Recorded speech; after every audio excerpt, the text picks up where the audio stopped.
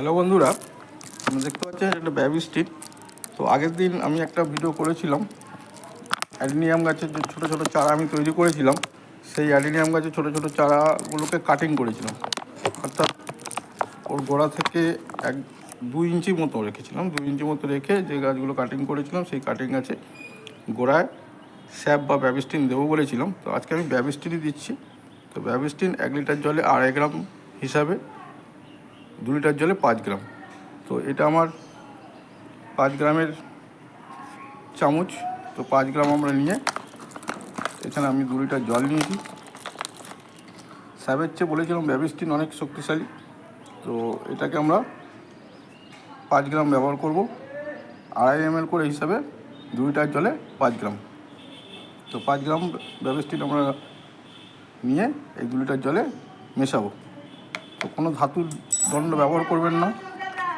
প্লাস্টিকের জারে আমি নিয়েছি জগ, তাতে কাঠের দণ্ড দিয়ে এইভাবে ভালো করে জলের সঙ্গে মিশিয়ে নেবেন। তো আমাদের মেশানো পর্ব হলো। তো এবার গাছে কীভাবে প্রয়োগ করব, যেহেতু আমার ছোট ছোট গাছ, তো আগের ভিডিওতে আপনারা দেখেছেন, তো আমি আজও দেখাচ্ছি, দেখতে থাকুন ভিডিওটা।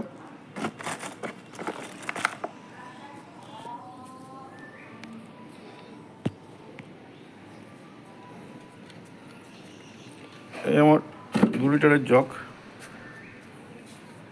এই যে এইগুলো কাটিং করে প্লাস্টিক টপটায় রেখেছিলাম, তো ফেলা হয়নি, তো এখনও ফেলার সময় পাইনি কাল থেকে। তো এই হচ্ছে গাছগুলো যেগুলো কাটিং করেছিলাম, এই যে সমস্ত গাছগুলো কালকে কাটিং করেছিলাম। কিন্তু কালকে স্যাপ বা ব্যাবিস্টিন, যেটা ফাঙ্গাসিস্ট হিসাবে আমরা দিই, তো ফাঙ্গাস লেগে যাওয়ার ভয় আছে, বর্ষা নেমে গেছে এবং এগুলো ছোট ছোট গাছ, দুর্বল গাছ, তাই এই গাছগুলো অবশ্যই স্যাপ হলে 1 লিটার জলে 5 গ্রাম। এর আমি ব্যবহার করছি ব্যাবিস্টিন 1 লিটার জলে 2.5 গ্রাম হিসাবে 2 লিটার জল নিয়েছি 5 গ্রাম। অল্প অল্প করে দেওয়া ভালো, কেন যেহেতু আমরা এর মধ্যে একটা ওষুধ দিচ্ছি, সেটা বেশি করে দিলে কী হবে, তো মাটির যে ড্রেনেজ সিস্টেম করা আছে টবের, সেই ড্রেনেজ সিস্টেম দিয়ে বেরিয়ে যাবে। যাতে বেরিয়ে নেওয়া যায়, তো এক্ষেত্রে আমরা অল্প অল্প করেই ব্যবহার করব। 7 থেকে 28টা গাছ আছে, প্রত্যেকটা গাছেই অল্প অল্প করে ব্যবহার করব। কী কারণে আমরা স্যাপ ব্যবহার করছি আগের দিনও বলেছিলাম, তো আজও বলছি, স্যাপ আমরা ব্যবহার করব ফাঙ্গাস না লেগে যায়। তো অ্যান্টি ফাঙ্গাস হিসাবে কী ব্যবহার করছি, আজকে আমি ব্যবহার করছি ব্যাবিস্টিন স্যাপের চেয়ে অনেক শক্তিশালী, দুটোর কাজ একই, তা পরিমাণে স্যাপের চেয়ে অনেকটাই কম লাগে, অর্থাৎ অর্ধেক। স্যাপ লাগবে 1 লিটার জলে 5 গ্রাম, ব্যাবিস্টিন লাগবে 1 লিটার জলে 2.5 গ্রাম। তো সেই হিসাবে আমরা এই দ্রবণটাকে তৈরি করে নিয়েছি।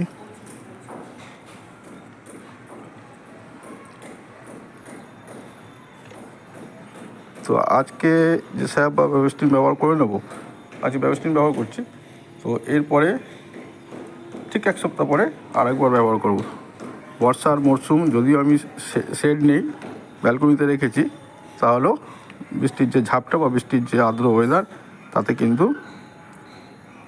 এই গাছগুলো নষ্ট হতে পারে, অর্থাৎ গোড়া পচে যেতে পারে। তো এই কারণে আমরা আজকে স্যাপটা ব্যবহার করলাম।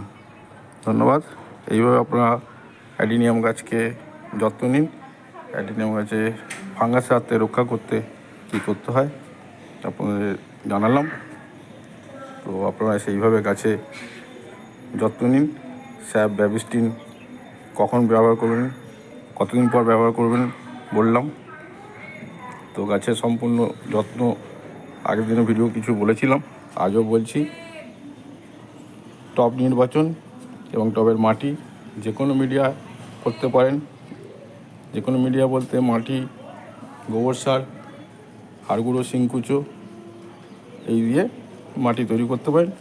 দ্বিতীয় একটা মাটি তৈরি করা যায়, যেটা হচ্ছে সিন্ডার। বর্তমানে অনেকে সিন্ডারে করছেন, যেহেতু এটা মরু অঞ্চলের গাছ, সিন্ডারে না হওয়ার কিছু নেই। তো টবের নিচে প্রথমে একটা পুরনো টব ভাঙা, বা যাকে আমরা খলামকুচি বলি, সে খলামকুচি দিয়ে বালি অথবা বালি চেলে যে নুড়িগুলো পাওয়া যায়, সেই নুড়ি দিয়ে ড্রেনেজ সিস্টেমটাকে আমরা তৈরি করব। তারপরে ওই মিডিয়া অর্থাৎ যে মাটিটা আমরা তৈরি করেছিলাম, হাড় গুঁড়ো, শিংকুচো, যে কোনো কম্পোস্ট, গোবর সার দিয়ে মাটি দিয়ে অবশ্যই ওই মাটিতে টোটাল যা মাটি হবে তার 10 ভাগ হলো বালি দেবেন। অর্থাৎ মিডিয়া যদি করেন, মাটি দেবেন 50 ভাগ, গোবর দেবেন 40 ভাগ, 10 ভাগ দেবেন অবশ্যই বালি।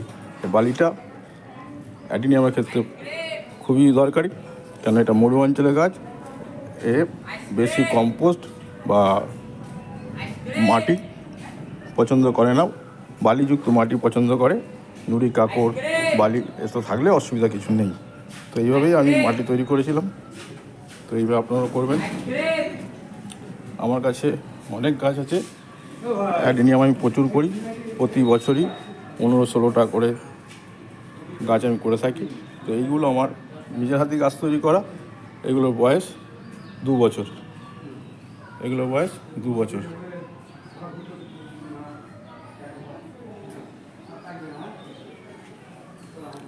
এইটার বয়স 4 বছর। কটেজটা দেখুন, সুন্দর হয়েছে। তো এর যে গোড়ায় এই যে মূলগুলো আছে, এই মূলগুলোকেও আমরা কাটিং করে দেবো। কাটিং করে দেওয়ার পর এখানে কাটিং করে দেবো এখান থেকে। এইগুলো রাখবো না, ডিসেন্সি বা শোটা নষ্ট হয়ে যাচ্ছে, দেখতে বাজে লাগছে, এবং এরা প্রচুর খাবার খেয়ে নিচ্ছে। গোড়াটা মোটা হচ্ছে না, তো গোড়াটা আরও মোটা করতে এগুলোকে কাটিং করে দেবো। এটা পরিষ্কার করে আমরা হলুদ অথবা ব্যাবিস্টিন অথবা স্যাপ গুলে লাগাবো। তো যেটা বলছিলাম, এগুলো আমার সমস্তই নিজের হাতে তৈরি করা। তো এইভাবে অ্যাডিনিয়াম গাছের যত্ন নিন। এই প্রচণ্ড গরমের মধ্যেও আমার গাছে ফুল হচ্ছে। তো আশা করছি এইভাবে যত্ন নিলে এবং আপনার গাছ তরতাজা থাকবে, ভালো থাকবে, এইভাবে ফুল দিতে থাকবে। আপনারা এইভাবে গাছ করুন। আর আমার এই পরিচর্যা করে যদি আপনারা উপকৃত হন, তাহলে অবশ্যই আমাকে একটা কমেন্ট করে জানাবেন এবং আমার চ্যানেলটির সঙ্গে থাকবেন। সাবস্ক্রাইব করে দেবেন আমার চ্যানেলটিকে। নতুন নতুন ভিডিও পেতে অবশ্যই সাবস্ক্রাইব করবেন এবং আমার চ্যানেলের সঙ্গে থাকবেন, চ্যানেলটাকে এগিয়ে নিয়ে যাবেন।